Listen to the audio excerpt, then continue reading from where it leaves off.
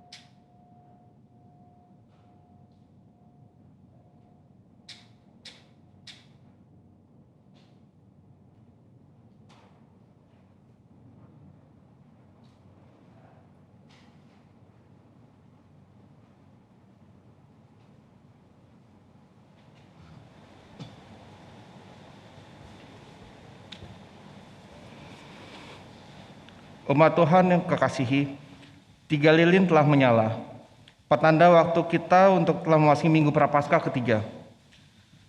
Dengan berdiri, mari naikkan syukur kita kepada Tuhan. Sang anak domba yang kudus, yang telah memikul dosa dunia, mari berterima kasih kepada Tuhan. Sang anak domba yang lembut, yang dengan rela telah menebus hutang besar manusia.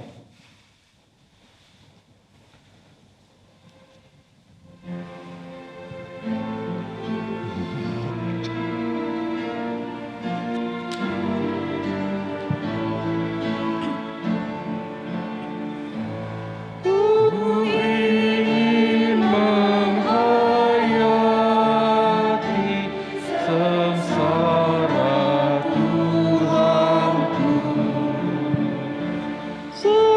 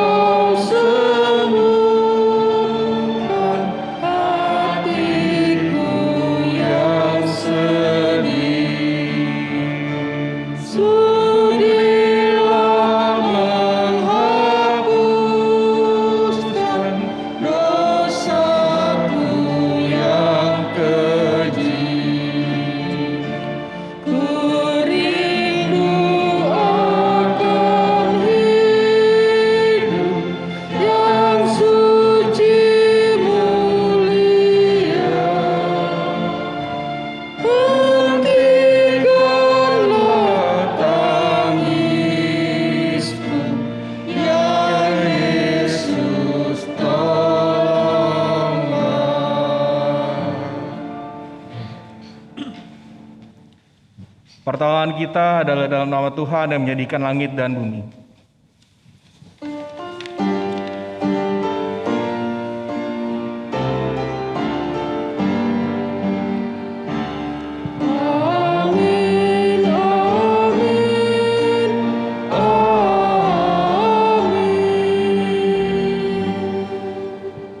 Tuhan beserta saudara.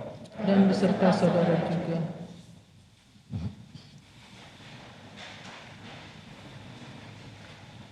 Hidup keagamaan di negeri kita tampak semakin semarak. Segala hal diberi dengan label keagamaan. Sayangnya, hal itu tidak diikuti oleh kehidupan spiritual kita yang berkualitas. Kehidupan yang mengejawantahkan kehendak Allah. Semaraknya kehidup keberagamaan ibarat batu cadas dalam air.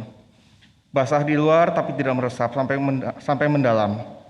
Munafik. Bukannya kita menata diri kita sendiri agar semakin taat mengikuti kehendak Allah.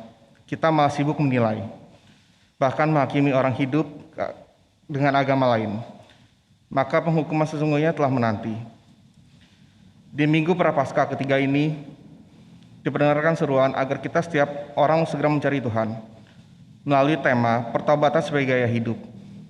Kita diajak untuk menata diri untuk menghasilkan buah pertobatan. Maka mari datanglah kepadanya, mengakui segala kegagalan kita dalam mengikuti kehendak-Nya, dan memohon ampun atas segala dosa kesalahan kita. Mari kita berdoa secara pribadi.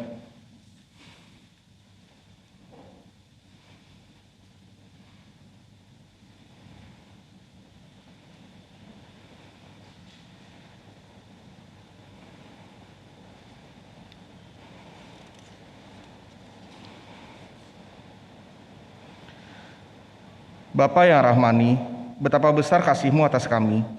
Kami yang degil, yang berulang menyakiti Engkau, yang terkadang berjalan jauh meninggalkan Engkau melalui sikap dan perbuatan kami. Terus Engkau cintai, terus Engkau beri kesempatan untuk berbalik, bertobat dari segala pelanggaran kami.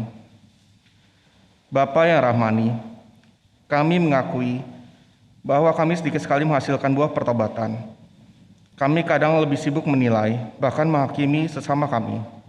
Dan abai menata diri untuk serupa seperti Kristus.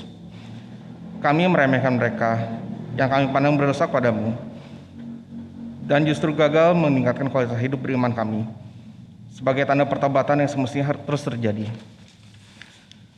Dengan hati sesal kami datang memohon ampunilah kami ya Bapa. Kasihanilah kami umat-Mu yang berdosa ini. Dalam nama Tuhan Yesus kami berdoa. Amin.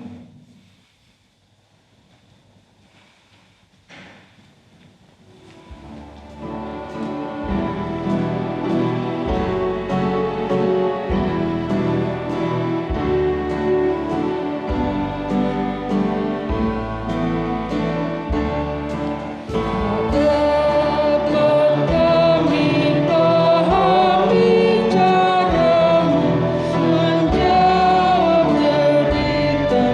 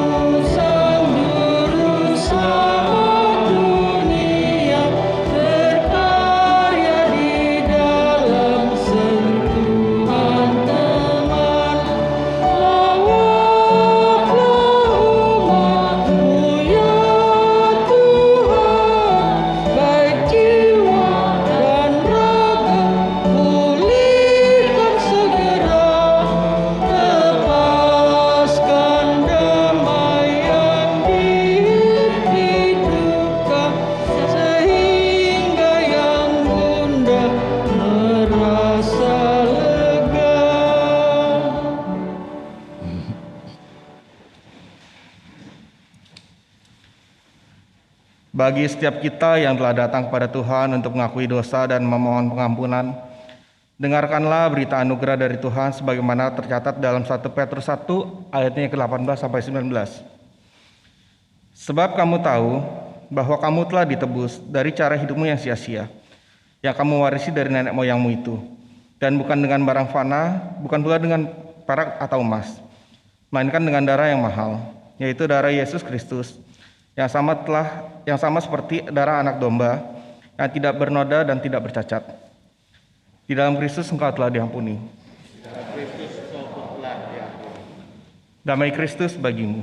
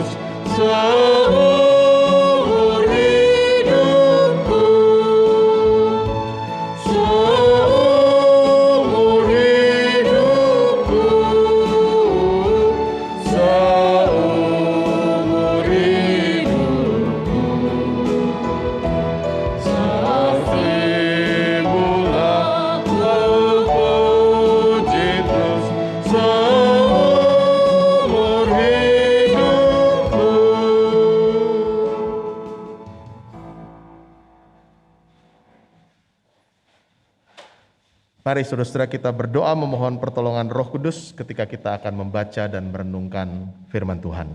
Kita berdoa.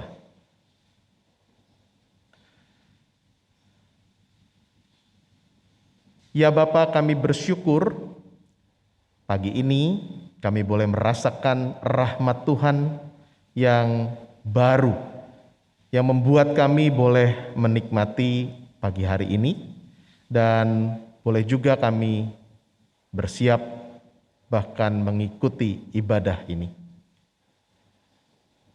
Sekalipun tidak semua kami bisa secara langsung hadir dalam gedung gereja, tapi kami tahu dimanapun kami mengikuti ibadah ini, kasih Tuhan sampai kepada kami. Kasih Tuhan tak pernah terhalang oleh apapun untuk boleh kemudian menolong kami, menopang kami, menguatkan kami menjalani hari-hari kami. Termasuk ketika kami saat ini berjumpa dengan Tuhan lewat ibadah ini. Kami akan membaca dan merenungkan firman-Mu. Kami mohon pertolongan dan hikmat dari Roh Kudus, supaya ketika kami membaca dan merenungkan bagian firman Tuhan ini, kami diberi kepekaan untuk mendengar sapaan Tuhan sendiri kepada kami pribadi demi pribadi, keluarga demi keluarga, maupun kepada kami sebagai jemaat Tuhan di GKI Kepaduri ini. Supaya sapaan firman Tuhan itu boleh menegur kami, mendidik kami, tapi sekaligus menghibur, meneguhkan, dan menguatkan kami untuk mengisi hidup baru kami dalam pertobatan yang sejati. Tolong hamba-Mu di tengah segala kekurangan dan kelemahan dan keterbatasannya, pakai dia untuk menjadi alat saja di tangan Tuhan untuk menyatakan kebenaran firman Tuhan. Berfirmanlah ya Allah, karena kami siap untuk mendengar. Kami berdoa di dalam nama Tuhan kami, Yesus Kristus. Amin.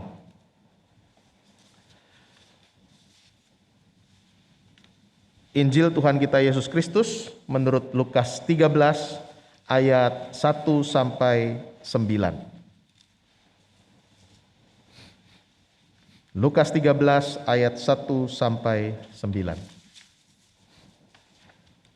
Pada waktu itu datanglah kepada Yesus beberapa orang membawa kabar tentang orang-orang Galilea yang darahnya dicampurkan Pilatus dengan darah korban yang mereka persembahkan. Yesus menjawab mereka, "Sangkamu orang-orang Galilea ini lebih besar dosanya daripada dosa semua orang Galilea yang lain karena mereka mengalami nasib itu? Tidak, kataku kepadamu. Tetapi jikalau kamu tidak bertobat, kamu semua akan binasa atas cara demikian. Atau sangkamu ke-18 orang yang mati ditimpa menara dekat Siloam lebih besar kesalahannya daripada kesalahan semua orang lain yang diam di Yerusalem? Tidak, kataku kepadamu. Tetapi jikalau kamu tidak bertobat, kamu semua akan binasa atas cara demikian." Lalu Yesus mengatakan perumpamaan ini.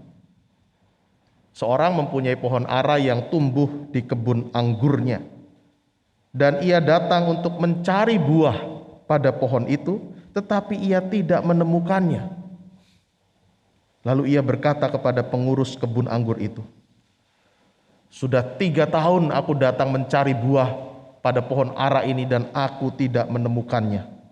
Tebanglah pohon ini. Untuk apa ia hidup di tanah ini dengan percuma?" Jawab orang itu, "Tuan, biarkanlah dia tumbuh tahun ini lagi. Aku akan mencangkul tanah sekelilingnya dan memberi pupuk kepadanya. Mungkin tahun depan ia berbuah. Jika tidak, tebanglah dia." Demikianlah Injil Yesus Kristus. Berbahagialah mereka yang mendengarkan firman Allah dan yang memeliharanya.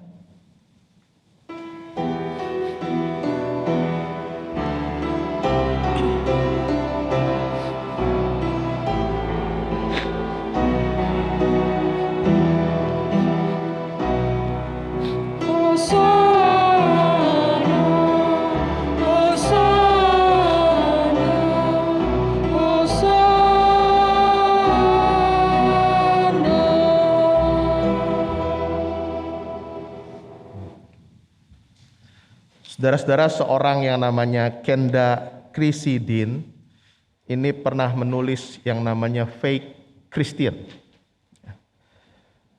Dia katakan orang Kristen masa kini adalah orang yang menjadi Kristen-Kristen yang palsu. Banyak orang Kristen di zaman ini menjadi Kristen palsu. Mereka kelihatannya sangat saleh. Secara lahiriah itu sangat saleh. Tapi perbuatan mereka bertentangan dengan apa yang mereka imani. Mereka rajin melakukan ritual-ritual keagamaan. Rajin datang ke kebaktian, kasih persembahan, puasa. Tidak salah sebenarnya, itu bagus. Tetapi kalau hanya dikemas untuk penampakan lahiriah saja, akhirnya kerajinan melakukan ritual itu tidak berlanjut pada kemudian keseharian yang muncul lewat perkataan dan perbuatan ketika berelasi dengan yang lain. Sementara Sam Harris, ini bukunya memang udah agak jadul-jadul yang saya baca, saudara ya. Tahun 2004 seorang namanya Sam Harris menulis begini, The End of Faith, akhir dari iman, Religion, Terror, and the Future of Reason. Sam Harris menyatakan bahwa agama-agama dalam perjalanan sejarah umat manusia yang mestinya menghadirkan kasih, justru sebaliknya. Agama-agama itu dalam perjalanan sejarah umat manusia hadir membawa kekerasan akhirnya, kekejaman dan kematian. Dan dalam pandangan Sam Harris, agama yang kemudian lebih banyak menekankan ritual dan penampakan lahiriah itu menjadi akar seluruh kejahatan. Kenapa? Karena kejahatannya dibungkus oleh yang nampaknya saleh dari luar itu. Nah, saudara-saudara, refleksi seperti ini muncul setelah melihat memang ada yang terbelah dalam hidup spiritualitas orang-orang Kristen. Hidup orang-orang yang katanya beragama, yang kemudian mengaku saya Kristen, saya pengikut Kristus ini tidak menghadirkan karya Kristus justru di dalam hidupnya. Kita memisahkan antara aspek ritual dengan aspek sosial. Memisahkan antara hubungan dengan Tuhan dan hubungan horizontal dengan sekitar. Hari Minggu kita bisa duduk bersama, memuji Tuhan, memuliakan Tuhan. Di rumah kita bisa ibadah bersama, memuji, memuliakan Tuhan. Tampak saleh, doanya kusuk, ujiannya lantang, menjadi aktivis, melayani, ramah terhadap sesama. Tapi selesai ibadah, apa yang kemudian terjadi? Bukankah kita kembali menjadi pribadi-pribadi yang menekuni kedagingan kita? Egois, narsis, penuh kejahatan. Bukankah masyarakat Indonesia ini terkenal sebenarnya masyarakat yang paling beragama? Karena tidak ada satupun penduduk di Indonesia yang tidak punya agama, benar nggak? Nah, kalau ngurus KTP harus ada kok agamanya apa. Jadi wajib punya agama.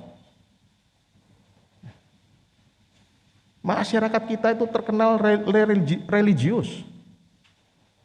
Namun dampak religiositasnya itu tidak terlihat dalam perbuatan moralitas dan etika hidup sehari-hari.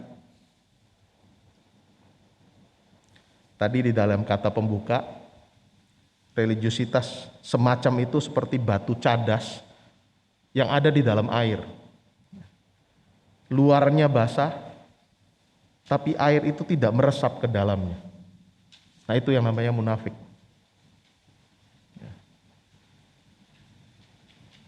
Padahal bukankah hidup beriman kita seharusnya seperti sumbu dalam pelita.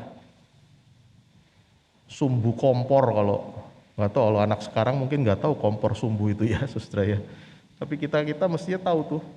Sumbu kompor itu begitu dia kecelup ke minyak, maka minyak itu akan meresapkan di sumbu itu dan mengalirkan minyak itu, membuat kemudian kompor itu nyala.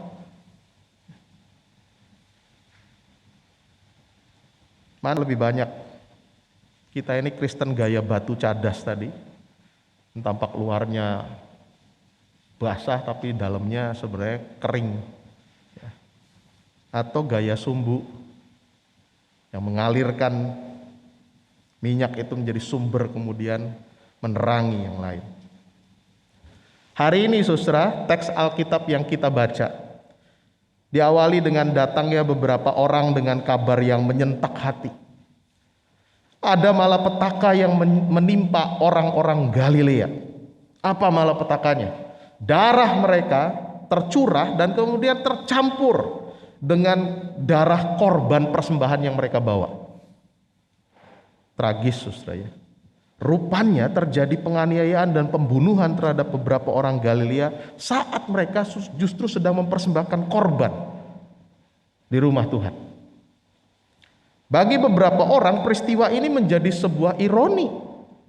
Saat orang mempersembahkan korban kepada Tuhan, justru mereka dibunuh dan darahnya tercampur dengan darah korban yang dia bawa. Pastilah kematian yang menyesakkan ini dalam pikiran beberapa orang terjadi karena mereka melakukan dosa yang amat parah sehingga mengalami malapetaka seperti itu. Nah, pertanyaannya kapan ya terjadi peristiwa itu? Kapan Pilatus mencampur darah orang Galilea dengan darah korban persembahan, dan kapan pula bencana menara di dekat Siloam terjadi? Tidak ada kejelasan waktunya saudara ya. Tapi yang pasti kedua peristiwa, darah orang Galilea tercampur lalu ada yang tertimpa menara di dekat Siloam. Peristiwa itu, dua peristiwa itu terekam kuat dalam ingatan orang-orang Yahudi. Mereka menganggap malapetaka itu sebagai hukuman akibat dosa parah yang mereka lakukan. Nah, rupanya Yesus memanfaatkan memori para pendengarnya itu untuk kemudian menyerukan pertobatan. Ia menegaskan bahwa dosa orang-orang lain itu yang mati, darahnya tercampur, yang tertimpa menara di Siloam, enggak kemudian lebih besar dari dosa-dosa orang lain yang selamat, yang biasa-biasa saja, yang tidak mati sampai seperti mengenaskan seperti itu. Bahwa dosa orang-orang Yahudi yang mendengarkan Yesus itu tidak lebih ringan dari dosa para korban bencana tragedi di Siloam maupun di rumah Tuhan yang menimpa orang Galilea. Yang pasti Yesus mengatakan, jika kamu tidak bertobat, maka kamu akan mengalami kengerian yang lebih besar dari itu. Di situ Yesus masuk mau mengingatkan, kamu pikir itu orang-orang itu dosanya besar lalu kamu aman-aman aja? Kalau kamu nggak melakukan pertobatan, kamu juga akan mengalami kengerian. Begitu kira-kira yang Yesus mau ajarkan. Nah, yang Yesus minta ini, orang-orang ini bertobat dari kesalahan apa? Saudara-saudara, bertobat berarti menyadari kita salah. Tapi nggak berhenti cuman, iya saya salah, saya menyesal. Yang namanya bertobat, saya sadar saya salah, lalu saya memutuskan untuk berbalik. Pertobatan itu kan berbalik arah 180 derajat. Kalau tadinya arahnya ke barat, bertobat itu berarti ke timur. Kira-kira begitu penggambarannya. Saya sadar saya salah, lalu saya mau berbalik. Dan tidak lagi melakukan dosa dan pelanggaran yang sama. Itu pertobatan. Nah, umat Israel rupanya sudah menyia-nyiakan sebuah kesempatan istimewa yang diberikan Tuhan ketika mereka tidak berbuah seperti yang Allah harapkan. Padahal seperti perumpamaan selanjutnya yang di perikop selanjutnya yang kita baca, mereka itu seperti pohon ara yang ditanam di kebun anggur. Saudara tadi perhatikan gak kalimat itu? Ya. Pohon ara yang ditanam di kebun anggur, itulah bangsa Israel di hadapan Tuhan. Pohon ara biasanya dapat tumbuh di mana saja. Bisa tumbuh di mana saja. Nah, jika ada pohon ara yang ditanam di kebun anggur, itu berarti istimewa. Kenapa? Berarti diberi tempat yang khusus. Mereka dikhususkan, dirawat secara istimewa. Itulah penggambaran umat Israel di tangan Tuhan. Kamu ini pohon ara tapi yang gak dibiarkan liar, ditanam di kebun anggur. Tuhan rawat, Tuhan kasihi, dan diharapkan berbuah. Nah, pohon ara sebenarnya menyerap makanan dari tanah lebih banyak daripada pohon anggur. Dikasih kesempatan gak apa-apa. Tapi mereka menyia-nyiakan kesempatan istimewa itu ketika mereka tidak menghasilkan buah. Maka itu yang Yesus bilang munafik. Ya. Tampak begitu religius namun tidak ada buah-buah imannya. Imannya menjadi sekedar pengetahuan yang orang bilang sekarang iman itu ada di otak sebenarnya. Diproses di otak. Atau sekedar ritus, kebiasaan agamawi, ritual-ritualnya akhirnya tidak membawa perubahan perilaku, tidak diwujudkan atau tidak didarah dagingkan dalam kehidupan sehari-hari. Akibatnya jelas, tidak berbuah, tebang saja, buang. Lalu apa yang kita pelajari dari pesan Tuhan Yesus ini? Dalam konteks malapetaka yang telah menimpa orang-orang Galilea, 18 penduduk Yerusalem yang kena ketiban menara di Siloam, Yesus memberitahu para pendengarnya, para pengikutnya, termasuk pada kita para pengikutnya di masa kini, bahwa jika orang berdosa tidak mau bertobat, maka ada batasnya, saudara. Kesabaran Allah juga ada akhirnya. Waktu juga ada batasnya. Akan ada penghakiman. Nah, khotbah macam ini nih jarang disenengi nih. Khotbah-khotbah yang pengennya kan Tuhan itu Maha Kasih, pasti ditunggu, dinanti kita akan, kapanpun Tuhan akan meraih kalau kita kembali berbalik padanya. Betul, itu betul. Tapi bukankah Tuhan juga mengatakan ada hari penghakiman, di mana udah nggak ada lagi kesempatan untuk bertobat. Ya. Maka selagi masih ada kesempatan, jangan sia-siakan kesempatan untuk berbalik kepada Allah. Dalam akhir cerita perikop tentang pohon ara tadi, sang tuannya bilang, udah habis ini kesabaranku, 3 tahun aku tunggu, nggak berbuah juga, tebang. Lalu masih ada orang yang mengatakan, kasih waktu 1 tahun lagi, saya usahakan lebih keras lagi, saya cangkul tanahnya, saya kasih air, saya kasih pupuk, kira-kira begitu. Kasih waktu, siapa tahu dia berbuah. Masih dikasih kesempatan, saudara ya. Begitu juga dengan kita. Masih dikasih kesempatan, masih. Tapi jangan sia-siakan kesempatan itu. Tuhan memanggil kita untuk hidup dalam pertobatan. Dan hidup dalam pertobatan berarti bukan cuman saya nyesel, saya pernah salah, tapi benar-benar berbalik dari kehidupan yang lama, supaya kemudian mengalami pembaruan, dan bukan sekedar itu, hidupnya berbuah. Menarik. Dalam bacaan leksionari, kalau kita lengkap sebenarnya baca hari ini ya. Tadi kan cuma Injil yang kita baca. Dalam bacaan pertama di Yesaya 55. Ayat 6 khususnya. Dikatakan begini. Carilah Tuhan selama ia berkenan ditemui. Berserulah kepadanya selama ia dekat.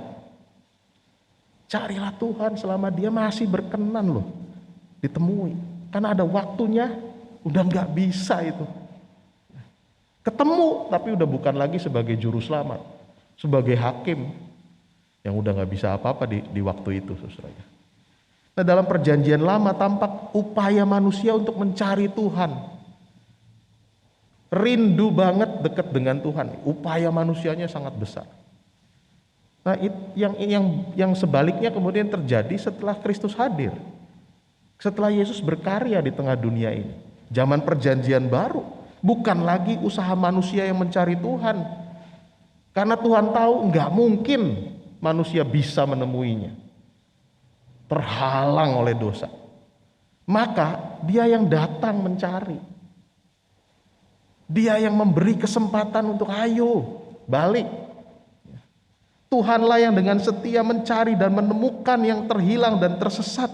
Mengajak supaya kemudian kembali bertobat dan berada dekat dengan Tuhan. Maka ada perumpamaan dirham yang hilang, anak yang hilang, domba yang hilang, itu kan upaya Tuhan menemukan yang terhilang itu, menanti yang terhilang itu, hidup dalam pertobatan. Hari ini kita diingatkan bahwa Tuhan sudah menanamkan kita sebagai pohon ara di kebun anggur, bukan pohon ara yang liar loh, pohon ara yang ditanam khusus di kebun anggur. Menyerap, menikmati berkat yang lebih banyak, karena tadi tuh pohon ara itu lebih banyak menyerap dari tanah dibanding pohon anggurnya sendiri. Kita diberi keistimewaan. Kita dikasihi, dirawat begitu rupa. Supaya bukan sekedar tumbuh, tapi juga berbuah.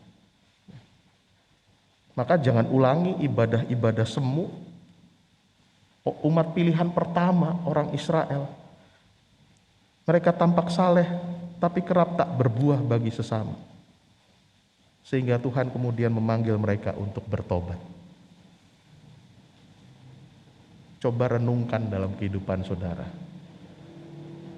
Betapa istimewanya sebenarnya hidup kita ini. Ditanam oleh Tuhan. Dirawat begitu rupa. Dikasihi. Dan Tuhan mau supaya kemudian hidup kita tumbuh. Bukan besar sendiri, tapi berbuah. Supaya kemudian ketika kita ditanam di tempat kita masing-masing sekarang ini, kita jadi Kristen yang sejati. Bukan Kristen katanya, cuman labelnya saja Kristen. Pakaiannya saja yang mungkin Kristiani. Tapi ternyata hatinya, perkataan dan perbuatannya tidak. Ya. Hari ini Tuhan mengingatkan kalau masih begitu hidup kita, bertobat. Nyatakan kehidupan pertobatan yang sejati. Saya minta tolong nanti tampilkan video. Ini sindiran saudara ya. Lagu sindiran. Ditulis seorang bernama Bobby Febian. Nanti saudara search di YouTube ya. Banyak lagu-lagunya itu sindiran semua. Tentang orang Kristen. Nah, video yang saya unggah ini dibuat oleh Mary Udi dan diunduh dari channel YouTube Mila. Saya harus sebutkan karena nanti dianggap kita di-ban lagi ya YouTube kita ya. Ini ada diambil dari channel YouTube Mila. Ya. Judulnya Kristen Katanya. Kalau kesindir, mari berubahlah saudara ya.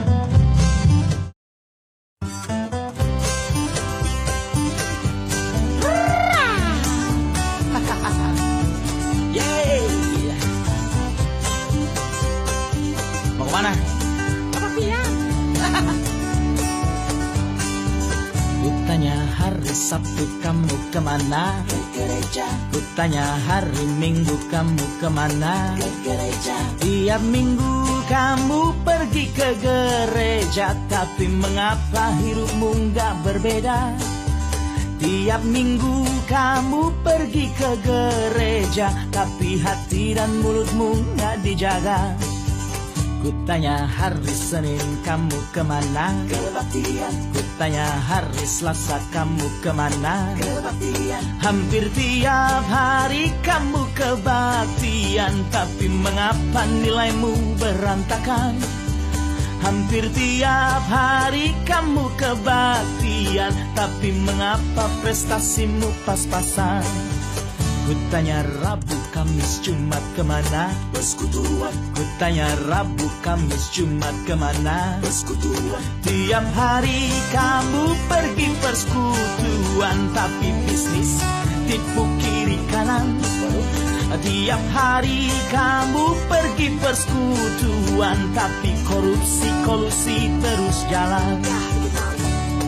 Jadilah anak Tuhan yang bisa jadi teladan.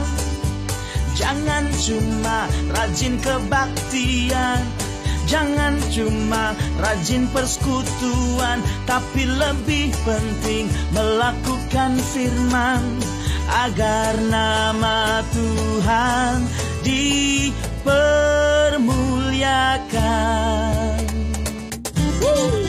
La la la la la la la. Hari ya kebaktiannya. Sabtu, Minggu, Senin, Selasa, Rabu, Kamis, Jumat, Sabtu lagi. Kayak balik. Tanya hari ini kamu kemana? Tanya hari ini kamu kemana? Jangan sampai kamu rajin pelayanan, tapi tugas kewajiban berantakan.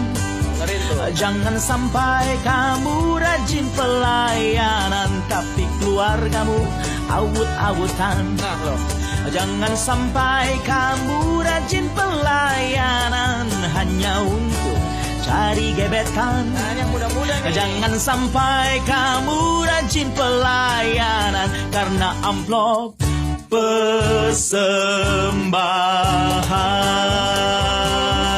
persembahan. Woo! Yeah!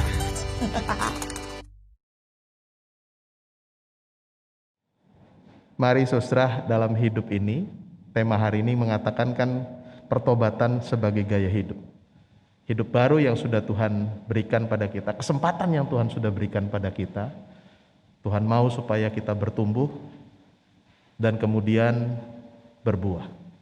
Bukan sekedar Kristen katanya, tapi Kristen sebagai pengikut Kristus yang hidupnya mencerminkan Kristus dalam perkataan dan perbuatan kita. Sehingga orang lain menikmati juga kasih Kristus lewat apa yang kita kerjakan. Tuhan menolong dan memberkati kita. Amin.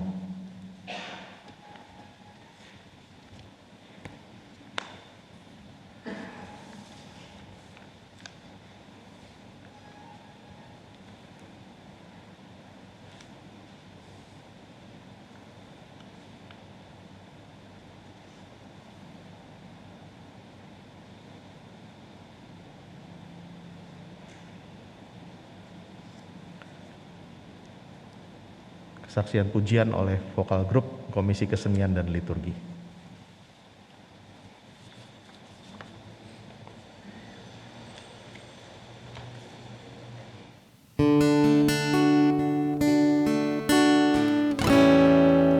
Ku pandang wajahmu dan berseru, pertolonganku datang darimu.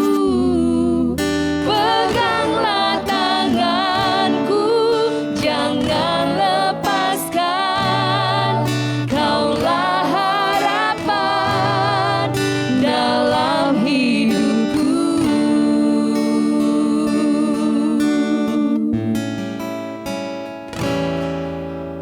Bukan dengan kekuatanku ku dapat jalani hidupku, tanpa Tuhan yang di sampingku ku tak mampu sendiri.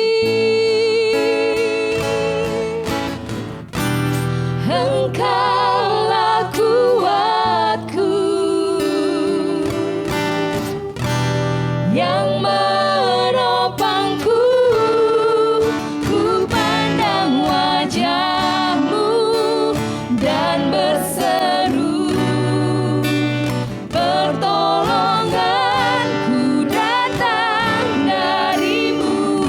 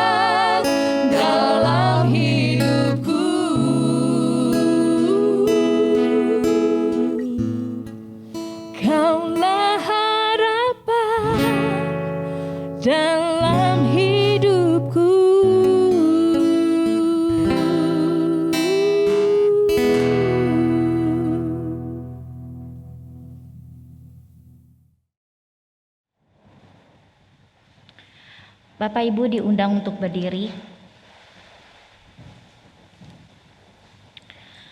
Marilah kita bersama dengan umat Allah di masa lalu, masa kini, dan masa depan mengingat janji baptisan kita dengan mengikrarkan pengakuan iman rasuli. Aku percaya kepada Allah, Bapa yang Maha Kuasa, Khalik langit dan bumi, dan kepada Yesus Kristus, anaknya yang tunggal Tuhan kita, yang dikandung daripada Roh Kudus, lahir dari anak darah Maria, yang menderita sengsara di bawah pemerintahan Pontius Pilatus, disalibkan, mati dan dikuburkan, turun ke dalam kerajaan maut. Pada hari yang ketiga, bangkit pula dari antara orang mati, naik ke surga, duduk di sebelah kanan Allah, Bapa yang Maha Kuasa. Dan dari sana Ia akan datang untuk menghakimi orang yang hidup dan yang mati. Aku percaya kepada Roh Kudus, gereja yang kudus dan am, persekutuan orang kudus, pengampunan dosa, kebangkitan orang mati, dan hidup yang kekal. Amin. Silakan duduk.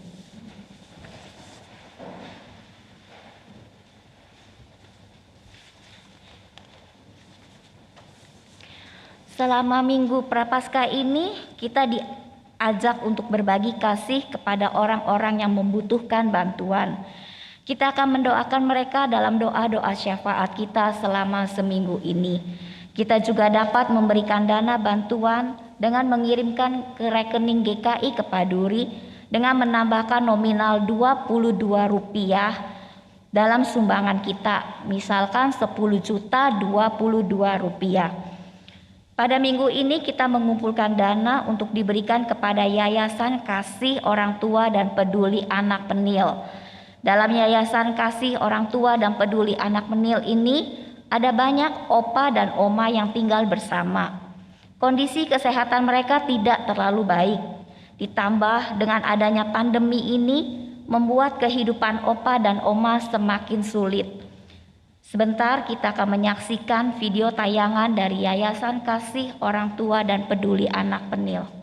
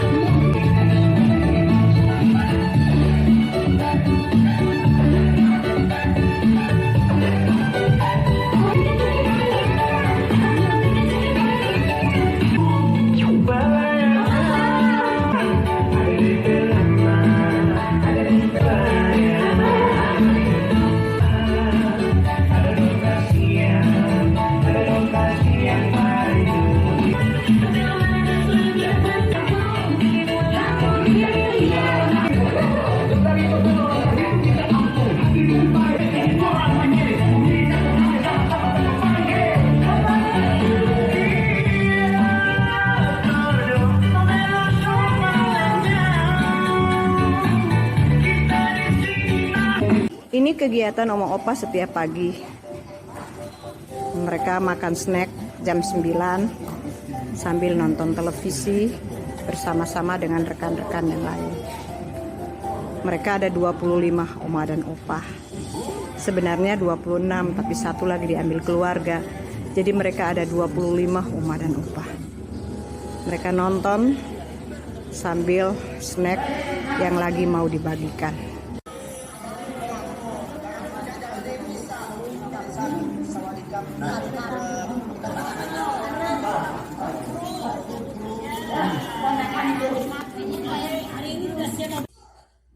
Ini Opa Herman namanya. Ini namanya Opa Albert. Ini namanya Oma Magda. Ini namanya Opa Aliong. Dia sakit.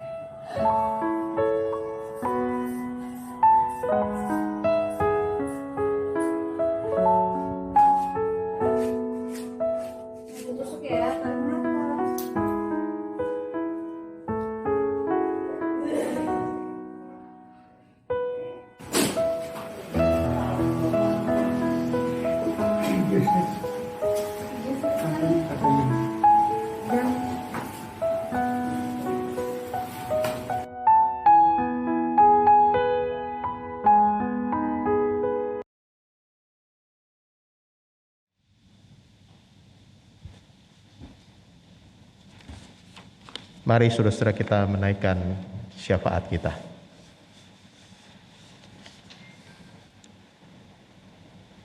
Ya Bapa, dalam ibadah ini kami bersyukur Engkau berkenan kami jumpai juga lewat syafaat kami. Kami berdoa untuk kedamaian di seluruh dunia.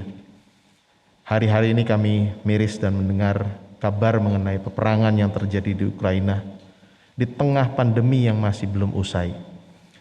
Mari Tuhan, biarlah Tuhan mengingatkan para pemimpin bangsa, mereka yang punya wewenang dan kuasa yang besar, supaya mereka menggunakan wewenang dan kuasa itu justru untuk kebaikan dan merawat kehidupan di tengah dunia ini. Dunia yang kami miliki dan tinggali bersama. Kami berdoa untuk para korban yang berjatuhan, mereka yang harus kehilangan harta, bahkan kehilangan orang-orang yang dikasihi karena peperangan. Biarlah Tuhan di tengah kehilangan mereka, mereka juga merasakan bahwa cinta kasih Tuhan tak pernah luput dari mereka. Tuhan menjadi perlindungan mereka. Dan Tuhan menggerakkan semakin banyak tangan untuk berbagi dan mengulurkan bantuan. Kami berdoa juga untuk penanganan pandemi di seantero dunia. Biarlah proses vaksinasi, penemuan obat yang tepat untuk mengalahkan virus corona ini boleh beriring juga dengan kami warga negara, warga dunia untuk menjaga protokol kesehatan dengan ketat supaya kami sembuh bersama, pulih bersama, dan kehidupan yang Tuhan sudah berikan pada kami boleh kami rawat dengan baik. Kami berdoa juga Tuhan untuk gerejamu di mana-mana tempat. Biarlah kehadiran gereja bukan sekedar megah dan besar gedungnya, tapi kami mau semakin hari semakin besar lingkaran kasih yang kami bagikan buat sekeliling kami. Itulah yang menjadi kerinduan kami di GKI Kepaduri ketika kami juga mau berbagi kasih dengan Yayasan Kasih Orang Tua dan Peduli Anak PNIEL. Di tengah kondisi yang mereka harus alami, biarlah uluran kasih yang kami berikan itu juga menambah sukacita dan memberikan kegembiraan buat para orang tua yang ada di sana. Kami berdoa juga Tuhan untuk panti asuhan ASI Lestari yang hari-hari ini dalam proses untuk relokasi. Biarlah seluruh proses boleh berjalan dengan baik dan anak-anak yang ada di sana juga mengalami cinta kasih Tuhan untuk bertumbuh dalam keadaan yang baik dan mereka bertumbuh menjadi orang-orang yang kemudian dewasa dan siap mandiri. Kami berdoa juga Tuhan untuk pergumulan yang dialami oleh setiap kami, termasuk ketika di pandemi ini ada banyak kami yang mengalami kesulitan dalam bekerja, dalam berusaha. Biarlah di tengah kondisi-kondisi yang tidak mudah ini, kami boleh tetap tegar dan kuat. Kami juga mengalami cinta kasih Tuhan, dan disitulah kami boleh saling menopang, saling menguatkan satu dengan yang lain. Kami mau mengingat saudara-saudara kami yang sedang sakit. Kami berdoa untuk Ibu Sinta Sutardi, Ibu Mariati Chandra, Saudari Areta, Bapak Yahya Wangsa Saputra, Bapak Yevons, Ibu Anita, Bapak Cendana Wiraya.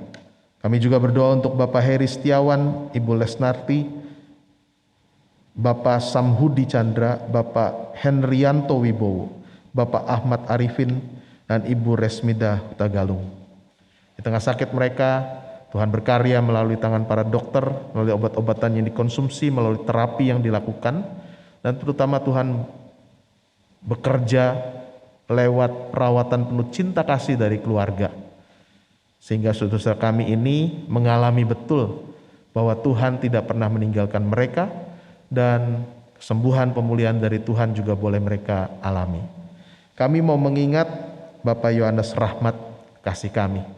Biarlah di tengah pergumulan yang dihadapinya pribadi bersama keluarga, kehadiran Tuhan nyata dialami lewat banyak sahabat, banyak orang yang juga tetap peduli dan memperhatikan apa yang diperlukan dan dibutuhkan Pak Yohanes Rahmat dan keluarga.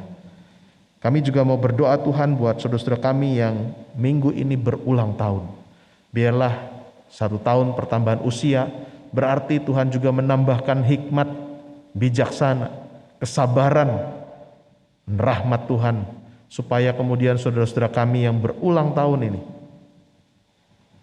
kehadirannya makin dirasakan di tengah tiap peran dan tanggung jawab yang mereka lakukan, baik di tengah keluarga, pekerjaan, usaha, maupun dalam kegiatan-kegiatan di tengah masyarakat dan gereja.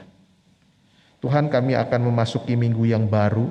Kami punya banyak tugas dan tanggung jawab yang harus kami kerjakan.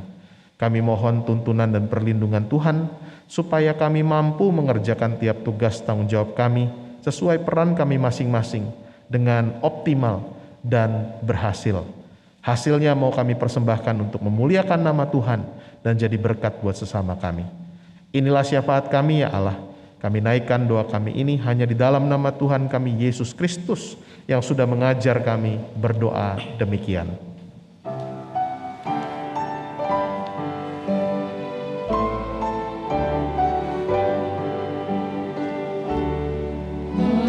Kami yang ada di surga, dikuduskanlah namamu,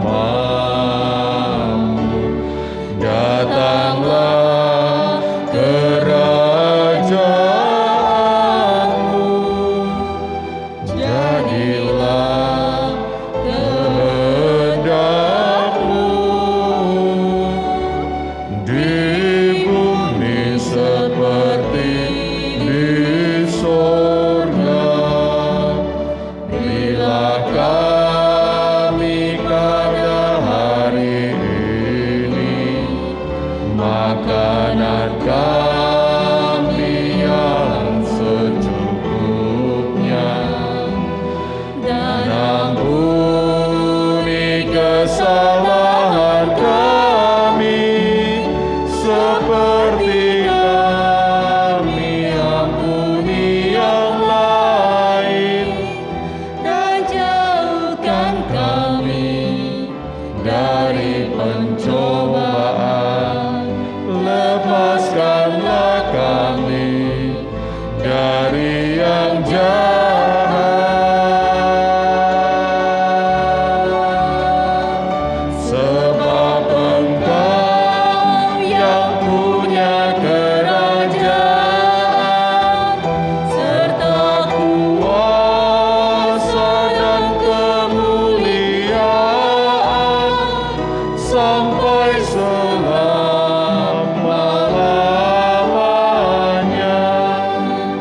Amin. Amin.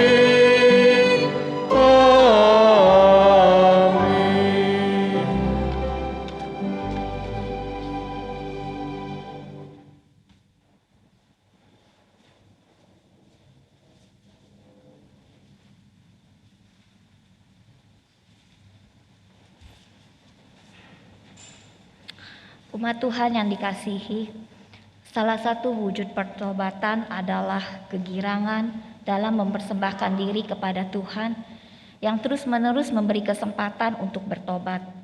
Maka marilah kita memberi persembahan terbaik kepada Tuhan yang telah menganugerahkan alam sebagai sumber kehidupan dengan mengingat firman Tuhan yang tertulis di dalam Mazmur 136 ayat 26. Bersyukurlah kepada Allah semesta langit, bahwasanya untuk selama-lamanya kasih setianya. Menyanyikan dari KJ 286.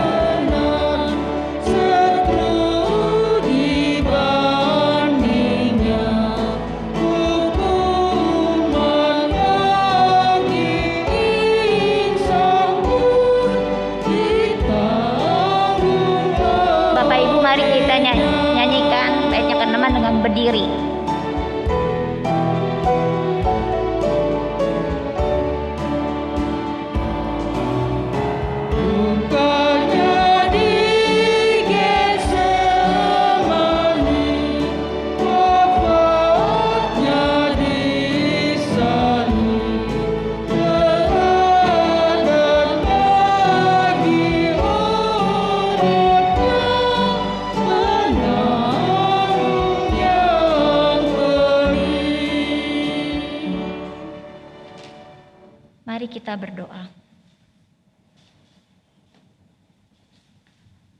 Ya Allah sumber berkat, betapa banyak berkat yang telah Engkau curahkan di sepanjang hidup kami. Kau beri kami keluarga yang mencintai. Kau beri kami kesempatan belajar dan mengabdikan diri. Kau beri kami kesempatan untuk bertobat ketika kami berbuat dosa. Terima kasih ya Tuhan. Kini terimalah persembahan syukur kami ini yang tidak sebanding dengan semua yang telah Engkau berikan kepada kami. Namun inilah persembahan terbaik yang dapat kami berikan saat ini. Terimalah ya Tuhan dalam kemurahan-Mu. Dalam nama Tuhan Yesus kami berdoa. Amin.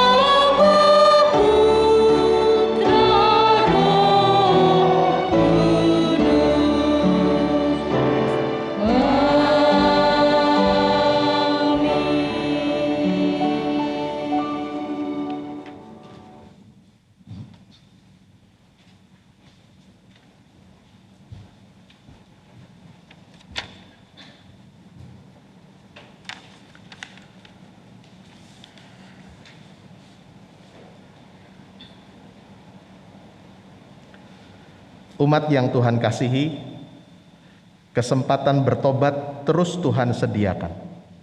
Sambutlah dengan penuh syukur dan wujudkanlah itu melalui perubahan-perubahan yang semakin baik dalam bertutur dan berlaku. Sehingga semua orang tahu bahwa Yesus ada dalam hatimu.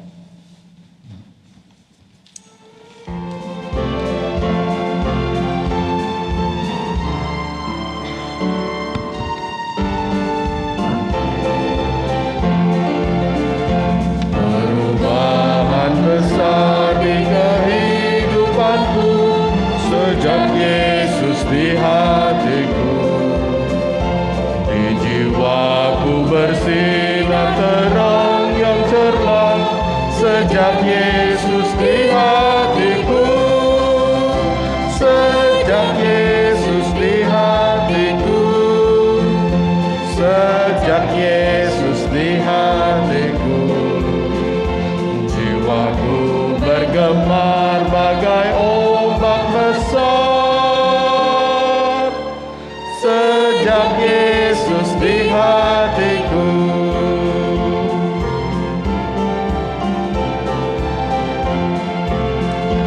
Aku tobat kembali ke jalan benar sejak Yesus di hatiku. Dan dosaku dihapus, jiwaku segar sejak Yesus di hatiku, sejak Yesus di hatiku, sejak Yesus di hatiku. Jiwaku bergemar bagai ombak besar sejak Yesus di hatiku.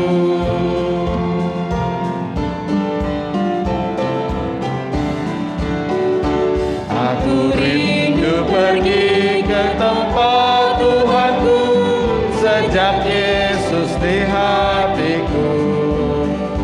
Aku riang gembira berjalan terus sejak Yesus di hatiku, sejak Yesus di hatiku, sejak Yesus di hatiku.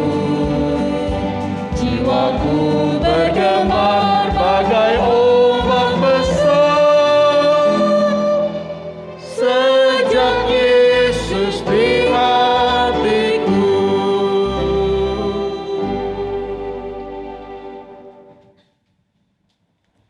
Saudara-saudara, arahkanlah hatimu kepada Tuhan. Jadilah saksi Kristus. Terpujilah Tuhan. Kini terimalah berkat Tuhan.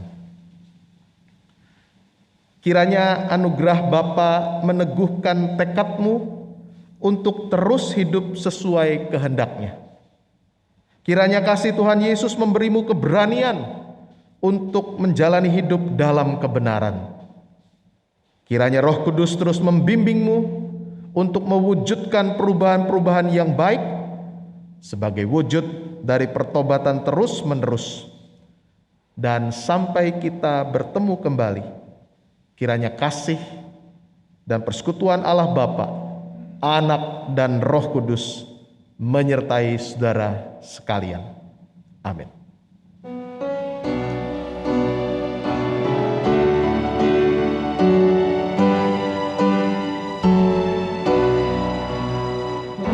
Hosana, Hosana, Hosana, Hosana, Hosana, Hosana, amin.